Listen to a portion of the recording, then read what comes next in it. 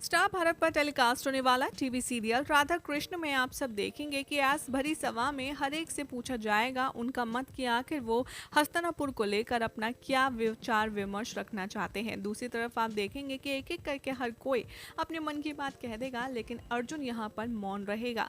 बार बार अर्जुन से उसका फैसला सुनाने के लिए कहा जाएगा, लेकिन बार बार अर्जुन मेरे पास अभी कुछ कहने के लिए नहीं है, मुझे सोचने के लिए और टाइम चाहिए, इस तरीके की बातें करता आएगा नजर।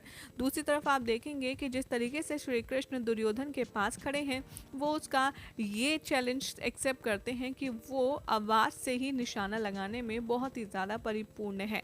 तभी वहां पर शेर की आवाज श्री कृष्ण निकालते आएंगे नजर, और दुर्योधन बड़े ही कॉन्फिडेंस के साथ कहेगा कि अब देखिएगा आप युवराज की कैसे मैं इस शेर का निशाना लगाता हूँ बिना उसके पास जाए, सिर्फ उसकी आवाज़ सुनकर। लेकिन असल में तो कोई शेर होता ही नहीं, क्योंकि यहाँ पर माधव जानकर के दुर्योधन के साथ मस्खरी कर रहे होते हैं और उसके साथ मज़े करते हैं। वो खुद अपने मुंह से शेर की आवाज़ निकालते हैं, जिस पर बाण चलाता है दुर्योधन इधर उधर और अपने सैनिकों से कहता है कि जाकर शेर की शव लेकर आओ।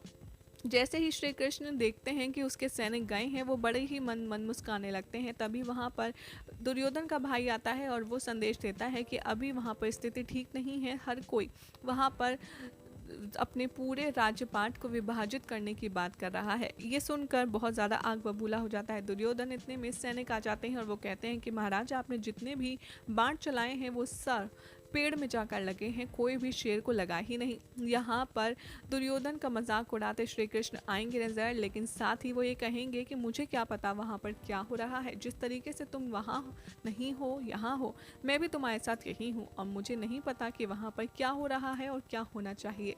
यहाँ पर श्री कृष्ण दुर्योधन को ये कॉन्फिडेंस दिलवाएंगे कि वो पांडवों के साथ नहीं है और वो उसके साथ हैं। श्री कृष्ण को इस तरीके से न्यूट्रल देख दुर्योधन खुश हो जाएगा और कहेगा कि मुझे अब यकीन हो चुका है कि आप उन पांडवों के साथ हैं ही नहीं, आप मेरे साथ हैं, आप मेरी तरफ हैं।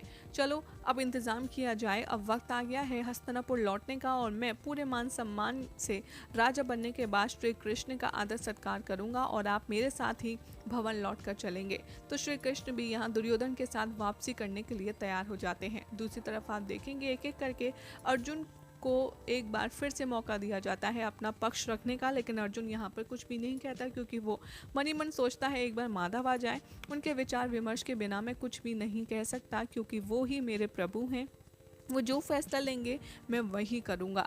इसीलिए वो कुछ भी नहीं बोलता। एक एक करके अर्जुन पर हर कोई सवाल उठाता है, लेकिन अर्जुन जवाब नहीं देता। एट लास्ट में राजा धृतराष्ट्र ये घोषित कर देते हैं कि इस पूरे राज्य का कोई विभाजन नहीं होगा, यहाँ पर सब लोग अमन सुख और चैन से रहेंगे। और अर्जुन एक कायर की तरह यहाँ पर शांत रहा है। इसका मतलब वो भी नहीं चाहता कि इस पूरे राज्यपाठ के हिस्से हों, लेकिन अर्जुन ने मौन रहकर बुज़दिल और कायर होने का सबूत दिया है।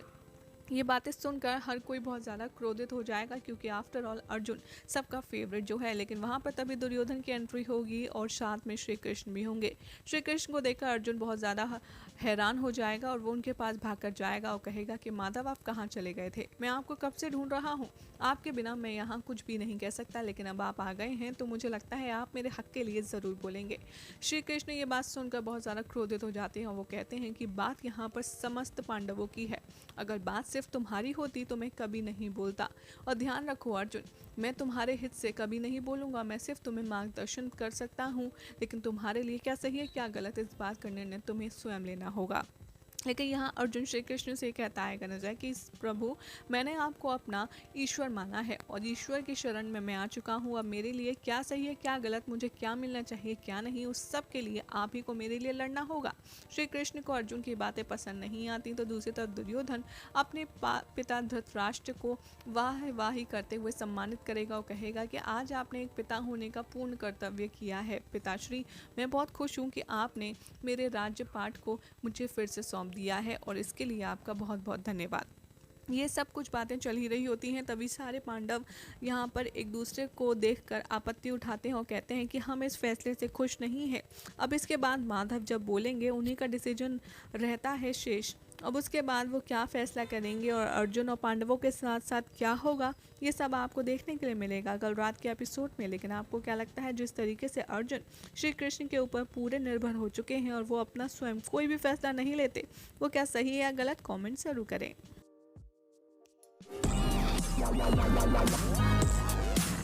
Thank you.